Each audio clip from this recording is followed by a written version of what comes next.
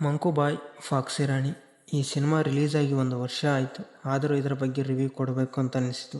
ಈ ಸಿನಿಮಾ ನೋಡೋದಕ್ಕೆ ಒಂದು ಒಳ್ಳೆ ಅನುಭವ. ಯಾರನ್ನ ನಂಬಬೇಕು, ಎಷ್ಟು ನಂಬಬೇಕು. ಥಿಯೇಟರ್ನಲ್ಲಿ ಹಾಕಿಲ್ಲ ಅಂತ ಹೇಳ್ಬೇಡಿ, OTTಯಲ್ಲಿ ರಿಲೀಸ್ ಆಗಿದೆ. ಇನ್ನು ಕತೆ ವಿಚಾರಕ್ಕೆ ಬಂದರೆ, ಇನ್ನೋಸೆಂಟ್ ಆಗಿರುವಂಥ ರಾಜೇಶ್, ಅವನಿಗೆ ಹುಡುಗಿಯರ ಜೊತೆ ಮಾತಾಡುವುದಕ್ಕೆ ತುಂಬಾ ನಾಚಿಕೆ. ಅವನಿಗೆ 3 ಗೆಳೆಯರು.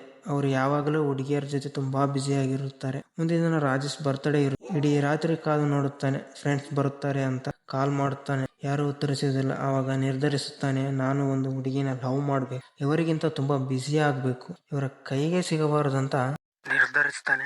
ಇದು ಸಿನಿಮಾದ ಥೀಮ್. ಇಷ್ಟೇ ಅಂತ ಅನ್ಕೋಬೇಡಿ, ಇವಾಗಲೇ ಶುರುವಾಗೋದು ಕತೆ ಮತ್ತು ಟ್ವಿಸ್ಟ್ಗಳು. ಮೊದಲಿಗೆ ಸಿನಿಮಾ ಅಷ್ಟು ಹಿಡಿಸುವುದಿಲ್ಲ. ನೋಡ್ತಾ ನೋಡ್ತಾ ನಮಗೆ ಇಷ್ಟ ಆಗಲು ಶುರುವಾಗುತ್ತೆ. ಕ್ಯಾರೆಕ್ಟರ್ಸ್ ಸಿನಿಮಾಗೆ ಹೇಗೆ ಬೇಕೋ ಆಗಿದ್ದಾವೆ. ಇದು ತುಳು, ಹಳೆಗನ್ನಡ ಮತ್ತು ಕನ್ನಡ ಮಿಕ್ಸ್ ಆಗಿರುವಂಥದ್ದು. ಒಂದಷ್ಟು ಘಟನೆಗಳು, ಸೀಕ್ವೆನ್ಸ್ಗಳು, ಪಾತ್ರಗಳು ಕೋಪ ತರಿಸುತ್ತವೆ. ಆದರೆ ಇನ್ನೋಸೆಂಟ್ ಆಗಿರುವ ರಾಜೇಶ್ ಕ್ಯಾರೆಕ್ಟರ್ ನಮ್ಮನ್ನ ಕನ್ವೆ ಮಾಡುತ್ತೆ.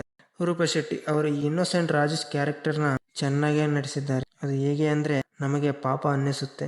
ಜೀವನದಲ್ಲಿ ಏನಾದರೂ ಕಲಿಬೇಕು ಅಂದ್ರೆ ಇಂಥ ಸಿನಿಮಾಗಳು ನೋಡಬೇಕು. ರಾಜೇಶ್ ಅವರಿಗೆ ಆಗಿರುವ ಮೋಸಗಳಿಗೆ ಅವನೇ ಆಕ್ಸೆಪ್ಟ್ ಮಾಡ್ಕೊತಾನೆ. ಸಿನಿಮಾ ಎಂಡಲ್ಲಿ ನಮಗೆ ಒಂದು ಸ್ಮೈಲ್ ಬರುತ್ತೆ. ಎಮೋಷನಲಿ ಫೀಲ್ ಗುಡ್ ಅಂತಾನೆ ಹೇಳ್ಬೋದು. ಇದರಲ್ಲಿ ಒಂದಷ್ಟು ಫನ್ ಇದೆ. ಆಕ್ಟ್ 1 ಮುಗಿದ ಮೇಲೆ ಎಲ್ಲಿಯೂ ಬೋರ್ ಆಗುವುದಿಲ್ಲ. ಇದರಲ್ಲಿ ಮಾತುಗಳು ಚೆನ್ನಾಗೇ ಬರೆದಿದ್ದಾರೆ, ಎಲ್ಲಿಯೂ ಬೋರ್ ಆಗುವುದಿಲ್ಲ. ಸಿನಿಮಾಟಿಕ್ ಲುಕ್, ಕ್ಯಾಮರಾ ಎಲ್ಲವೂ ಸಿನಿಮಾಗೆ ಹೆಂಗ್ ಬೇಕೋ ಹಾಗೆ ಬಳಸ್ಕೊಂಡಿದ್ದಾರೆ. ಓಕೆ, ಸಬ್ಸ್ಕ್ರೈಬ್ ಮಾಡ್ಕೊಳ್ಳಿ. ಮತ್ತೆ ಹೊಸದೊಂದು ವಿಡಿಯೋದಲ್ಲಿ ಸಿಗೋಣ.